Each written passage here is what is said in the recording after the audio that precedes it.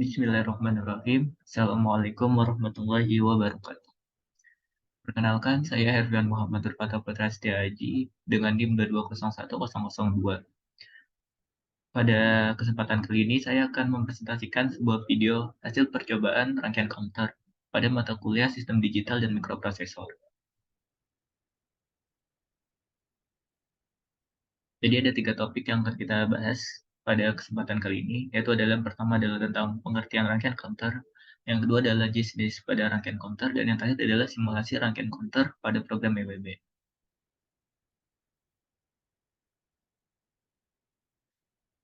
Jadi, apa itu rangkaian counter?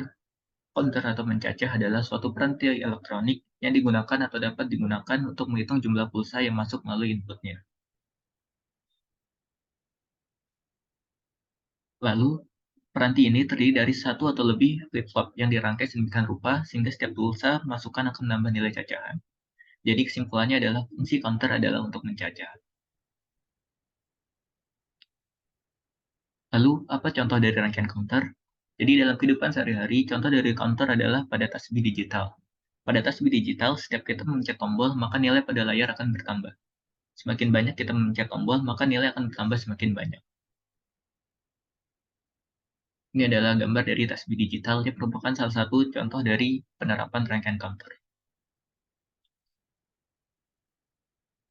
Lalu selanjutnya, jenis dari rangkaian counter. Yang pertama berdasarkan nurut hitungannya.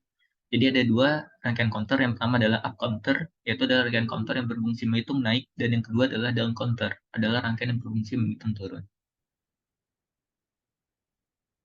Ini adalah gambar dari up counter, yang dimana rangkaian up counter dapat dibuat menggunakan D flip-flop ataupun DK flip-flop. Contoh dari up counter adalah pada tasbih digital. Lalu ini adalah gambar dari down counter, yang dimana pada jenis counter down counter ini dapat ditemui pada lampu lalu lintas, yang dimana bilangannya akan menghitung mundur sampai angka 0. Yang kedua adalah berdasarkan jenis susunan rangkaiannya. Terbagi menjadi 2, yaitu adalah synchronous counter dan asynchronous counter. Synchronous counter adalah pin clock dihubungkan secara bersamaan sehingga dipastikan semua flip-flop akan memperoleh clock secara bersamaan pula serta dapat berubah keadaan secara serempak. Yang kedua adalah ada asynchronous counter yang merupakan clock diperoleh dari output pada rangkaian sebelumnya. Jadi misalkan terdapat 4 buah flip-flop. Ada flip-flop A, B, C, dan D. Maka untuk flip-flop A, sumber clock-nya itu diperoleh dari sumber clock utama. Lalu untuk flip-flop B, diperoleh dari output flip-flop A. Lalu untuk clock flip-flop C, diperoleh dari output flip-flop B. Dan clock flip-flop D, diperoleh dari output flip-flop C. Jadi pada asynchronous counter, clock-nya diperoleh dari output pada rangkaian sebelumnya. Ini adalah gambar dari synchronous counter. Jadi kelebihan dari synchronous counter adalah akan diperoleh kecepatan yang sangat tinggi. Namun kekurangannya adalah membutuhkan sedikit penambahan gerbang logika. Setara ini adalah gambar dari asynchronous counter yang mana kelebihannya adalah pembuatannya sangat simpel. Namun kekurangannya adalah kecepatan yang dihasilkan tidak secepat synchronous counter. Lalu selanjutnya kita akan masuk ke tahap yang terakhir, yaitu adalah simulasi rangkaian counter pada program EWB.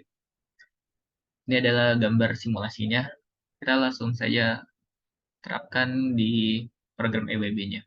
Jadi ini adalah gambar dari simulasi rangkaiannya, yang dimana terdiri dari ada ground, lalu ada juga clock generator, yang dimana sini kita pakai default yaitu 1 Hz. Lalu ada saklar, lalu di sini kita pakai IC 7400 dan juga IC 74192.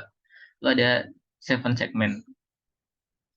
Jadi ketika saklar ini nanti posisinya turun, maka nanti akan menaikkan atau meng-up-kan nilai pada 7 segmen. Jadi akan membentuk up counter.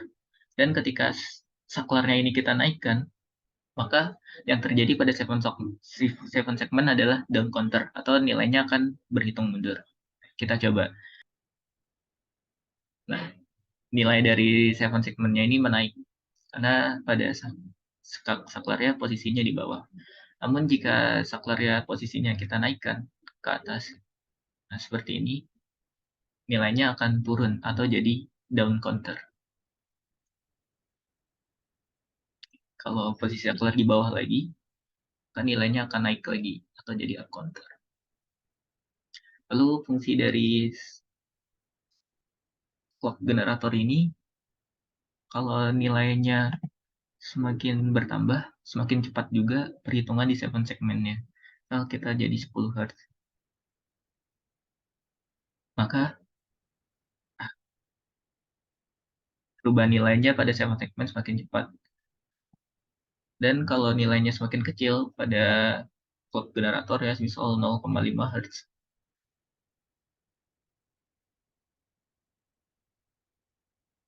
maka yang terjadi pertambahan nilai pada 7 segmennya ini lambat.